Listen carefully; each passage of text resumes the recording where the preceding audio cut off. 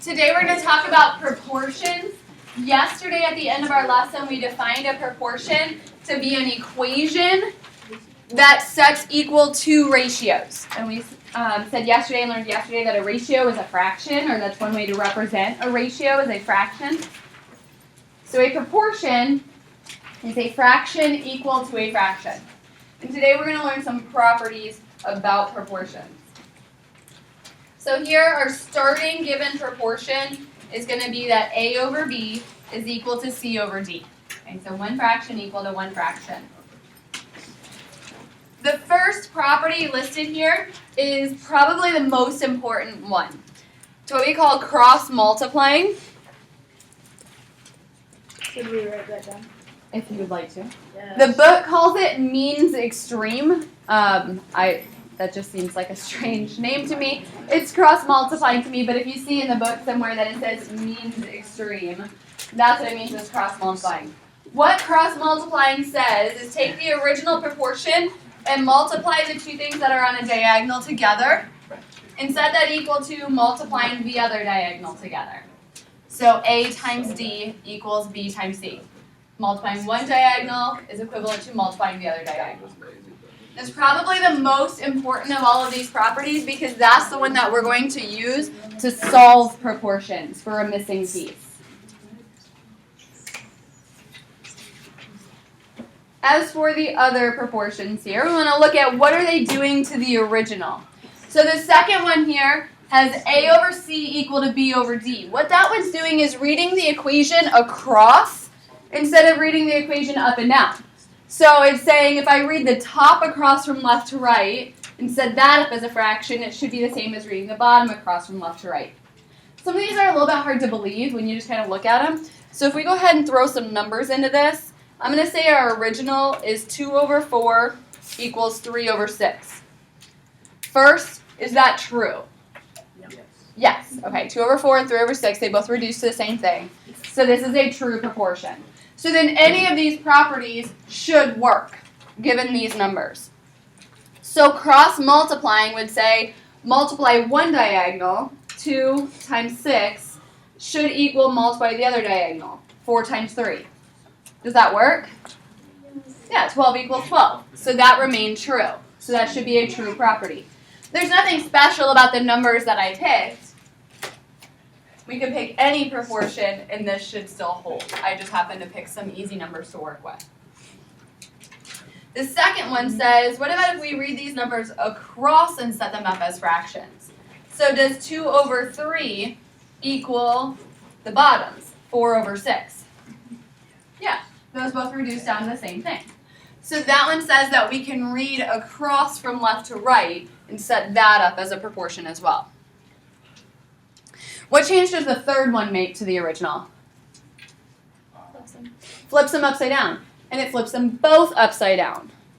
So, taking the original, flip it upside down, 4 over 2 equals 6 over 3. Yeah, that works. 2 equals 2. This last one I think is the hardest one to believe just kind of by looking at it. But it says if we add together the two parts of the fraction and keep the same denominator, that should work as long as we do it to both of them. So on the first one, if I do 2 plus 4 and keep it over 4, and do 3 plus 6 and keep it over 6, then that's 6 over 4 is 9 over 6. Does that work? Yeah, they both reduce to 3 over 2. So that was kind of the weirdest one to me. It's kind of the hardest to believe just by looking at it, but it does in fact work. I did adding, but you could also do subtracting, it says, because it has the plus and the minus there, so subtraction would work as well. The most important thing about applying these properties is to make sure that you do the same thing to both parts. So the third one that says you can flip them upside down and do B over A, you have to flip over the other one too. You can't just flip over one of the sides. Okay? You can flip them over, but you have to flip over both of the sides. Or the second one that says that we could read it across and do the A over C, you have to do the other one as well, and you have to do the same direction. So A over C reads the top of the original across from left to right. That means you have to read the bottoms across from left to right. Okay? You can't do left to right and then right to left. Whatever you do to one, you have to do exactly the same thing to obtain the other one. Okay? On this last one, it says if we have multiple proportions, so A over B equals C over D equals E over F, and we could even have more. So I'm going to go ahead and go back to our original one and say that this also equals 1 over 2 and 4 over 8. And we could even have more after that, but I'm not going to do more. Then what we can do is add together all of the tops and add together all of the bottoms.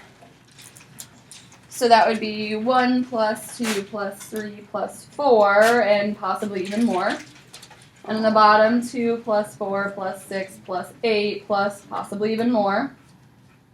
And I add that all up, and on the top, let's see, I get 7 and 10.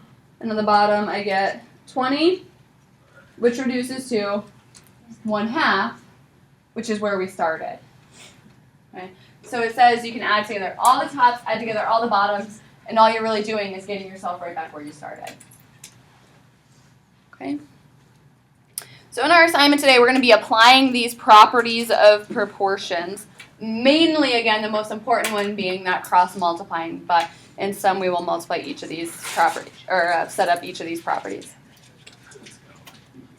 So in this example, we're going to use our starting proportion of x over y equals 5 over 2 to complete each statement. So what we have to do, and this is the, just like your first group of homework problems, is the same type of problem here. We're going to look at what did they do on this one part they gave us, and we want to do the same exact thing. So 5 times y would be what? 2x. 2 times x. Multiplying one diagonal equals multiplying the other diagonal. X plus y over y is equal to 2 plus 5 over 2. 5 plus 2 over 2. Okay, so x plus y over y, they added together the top and the bottom and kept the same bottom. And so that's what we want to do on the other side. 2 over 5 is equal to Y over x. y over x. So if they flipped over the second one, then we need to flip over the first one.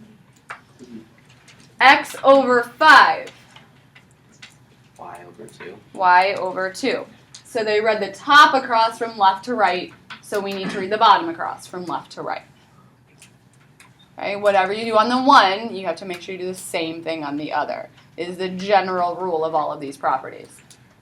Could you do them both to the right or from right? You could, as long as you do them both from right to left. Yes, that would still work.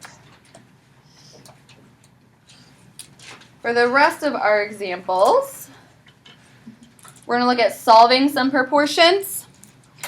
So if I have a proportion of 4 over x equals 2 over 5,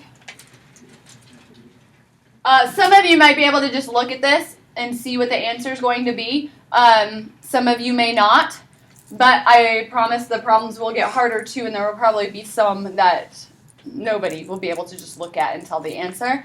So when we go to solve a proportion, what we're going to do is solve by cross-multiplying, that means extreme property, or that property I said is kind of the most important one. So we're going to do this by multiplying the diagonals, and we do 4 times 5, which is 20, is equal to 2 times x. And then we're going to divide out. Oops. So I get that 10 is equal to x. And again, some of you might have just been able to look at that and tell what was going on there and know the answer. And that's fine. You can, but there will probably be other ones that you can't. For example,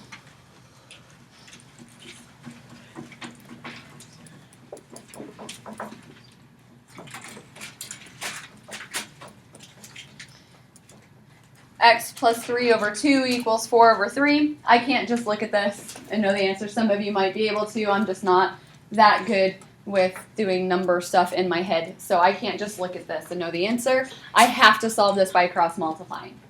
So when I go to cross-multiply this, I'm going to multiply the 4 times 2, and that gives me 8.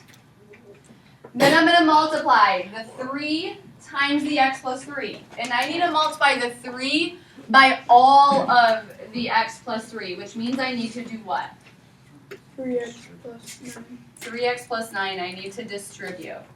So if there's any addition or subtraction in part of it, make sure that you distribute when you multiply.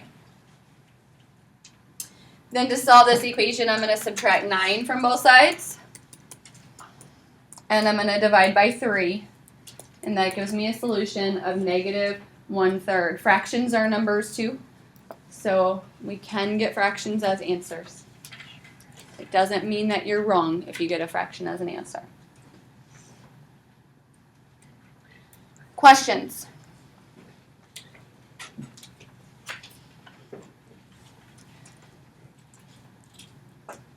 One more type of problem I want us to look at. A portion of your homework is going to give you a diagram.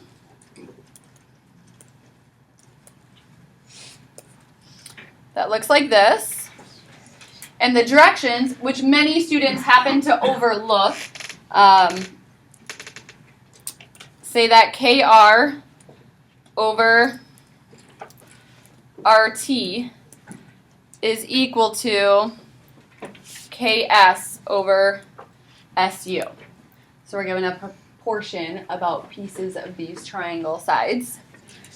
Then you will be given a chart that will give you some values and ask you to find other values.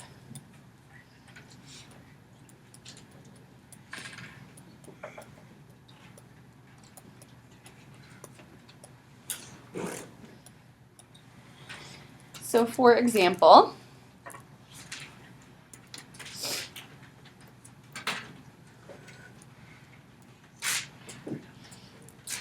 say we're given these 3 and we're asked to find the other 3.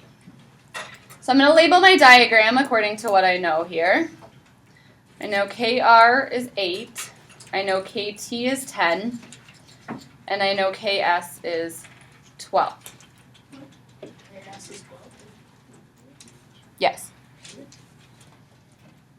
That's what the chart says. So we don't trust our eyes in the picture, we trust what the chart says. What is one piece of this that I could solve for pretty quickly? RT has to be equal to 2. If the whole thing is 10,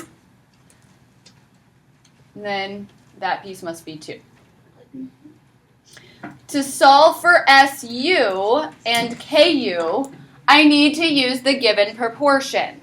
So I'm going to plug in the pieces that I know.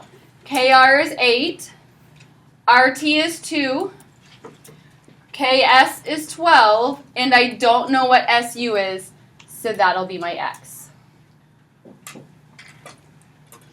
Then we can solve this proportion by cross multiplying.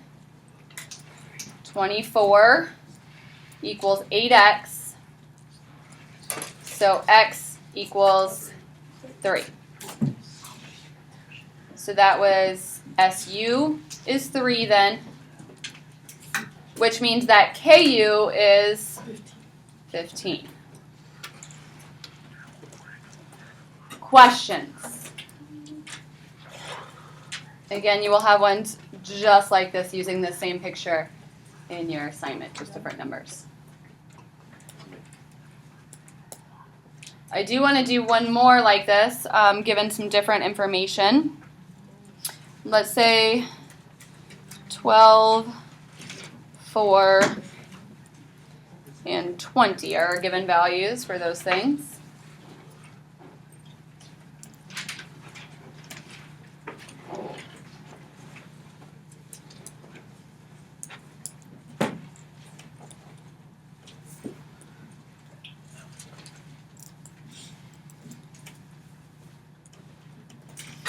All right, so what's one thing I could solve for pretty quickly? KT is 16. Okay, if I know the two pieces that side, I can add them together. Now, I don't know either piece on the other side, so I need to solve for those. Right? Oh, you have to fill in for the proportion. Right, so I'm going to solve for those using a proportion. And So I could start setting up my proportion. KR is 12 over RT is 4 equals, but I don't know KS or SU. So I'm going to go ahead and say KS is my X. But I don't want to call SU Y, because that's getting too many letters into this and I won't be able to solve it. So what is SU going to be if KS is X? 20 minus X. 20 minus X. So I don't know what that top part is. Maybe it's 2. Then the bottom part would have to be 18, right? Because the whole thing has to be 20. Or maybe that top part is 10, and the bottom part would have to be 10. Or maybe that top part is 12, and the bottom part would have to be 8. Okay? So whatever it is, it's the leftovers from 20. So I'm going to define one piece of that as being X, and the other is the leftovers 20 minus X. Questions on setting that up?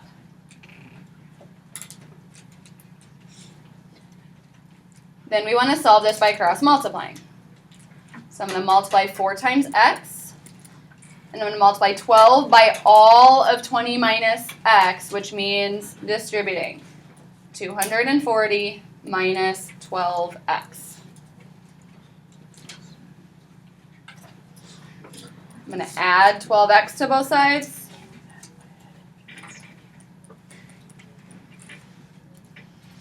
And then I would need to divide both sides by 16. And 240 divided by 16 is 15. Which means that the other piece must be 5. Because together they need to make 20. Questions?